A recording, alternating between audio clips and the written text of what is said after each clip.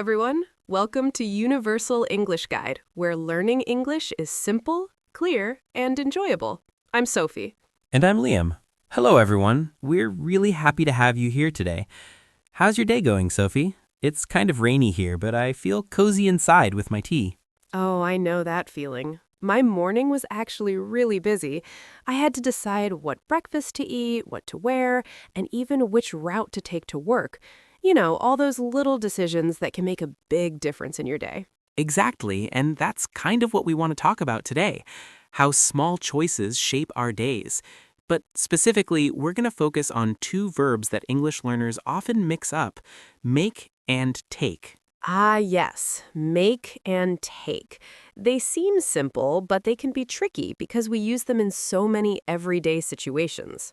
Right, and the key is noticing how they are used in daily life. For example, in the morning, you might make breakfast or take a shower. See, very small actions, but they're part of routines that define your day. Yes, and the choice of verb changes the meaning completely, like you make a decision, but you take a break. Both are about actions, but in very different ways. Totally. Let's imagine a day together. You wake up, you brush your teeth, then what's next? Usually I make coffee. That's the first make of the day for me. See, that's perfect. You are creating something, coffee. That's a clue about make. It often means creating, preparing, or producing. Yes, and after coffee, I usually take a shower, not make a shower. That sounds funny. Exactly. It sounds really strange. And here, take shows an action you experience or do for yourself. You are not creating the shower, you are using it. Interesting. So make is like creating or preparing, and take is like receiving or performing. That's a good way to start thinking about it. But it gets more interesting when we talk about decisions, because we make decisions, but we take actions on those decisions. Oh, that's true. Like yesterday, I made a decision to go grocery shopping early. Then I took my car and drove to the store. Perfect.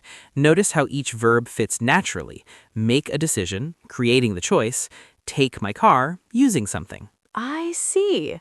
And we even use these verbs in little social moments, like I take a call from a friend or I make a plan for the weekend. Exactly, and sometimes learners try to swap them, like saying, I take a plan, and it just sounds wrong. Oh, yes, I've done that. I once said I take a decision instead of I make a decision. My friend looked at me like I had two heads. That's a classic beginner mistake, and it happens because in some languages the equivalent verbs translate directly, but in English we have to remember which one fits the action. Okay, so let's practice a few more examples. What about work? At work, you often make a plan for the day, and then you take notes during meetings. Oh, yes. So make a plan, I create it. Take notes, I write them down or record them for myself. Exactly. And think about problems. You make a mistake, right? But you take responsibility for it. Oh, I like that. Make a mistake, it's like you caused it or it happened by action. Take responsibility, you accept it. Yes, and this is the kind of nuance we want learners to notice. The verbs don't just mean do something, they have subtle roles in English. Let's talk about health. I always take medicine when I have a headache, but I don't make medicine. Right, unless you're a pharmacist. And we also take a walk in the park or make breakfast for your family.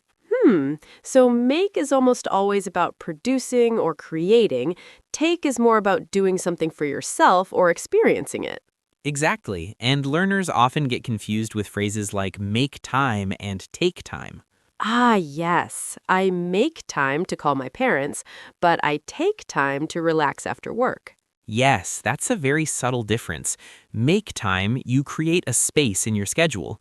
Take time, you enjoy or spend time on something. Okay. This is really helpful. Can we do a short mini story to practice? Sure, let's say Alex wakes up in the morning. First, he makes coffee. Then he takes a shower. After that, he makes a plan for his day. During lunch, he takes a short break. Then he makes a few phone calls for work. At the end of the day, he takes a deep breath and relaxes. Maybe he makes dinner for his family. Perfect. And notice each verb feels natural because we're thinking about what is created versus what is experienced. Yes, and one more thing, some learners mix these verbs in casual expressions and it changes the meaning completely, like I make a picture instead of I take a picture. Oh, yes, I did that last week when I tried to post a photo online. My friend said, no, you take a picture, not make it. Right, you only make a picture if you draw it or paint it, but take a picture using a camera is what we say normally. So, really, context is everything. We need to think, am I creating something or am I experiencing or using it? Exactly. And here's a gentle grammar tip in the middle. Sometimes learners forget the difference because both verbs are action verbs, but the subtle meaning is in the object. Right. For example, make breakfast, breakfast is created. Take breakfast, not usually correct unless you're in a hotel and they say breakfast is taken in the dining hall. Yes, so we look at the verb plus the object, and that usually tells us which one fits. Ah, I see. So if it's something you produce, you make it. If it's something you experience, you take it. Exactly. And after understanding that, you notice it everywhere in daily life, like errands, make a call, take a taxi, make a list, take a break. Or even little home tasks. Make the bed, take out the trash, make dinner, take a nap. Yes, and these small choices really shape your day. Even the verbs you use reflect the actions you take or create. I like that. English verbs are like a mirror of daily life. If you make a decision, you control your day. If you take action, you follow through. Exactly. And learners should try noticing these in their own routines. For example, today I made a plan to clean my kitchen, and then I took a break with coffee afterward. And I made a list of groceries, then I took a walk to clear my mind. Yes, see? Little verbs, big impact. And practicing them in real contexts makes learning much easier. I love that.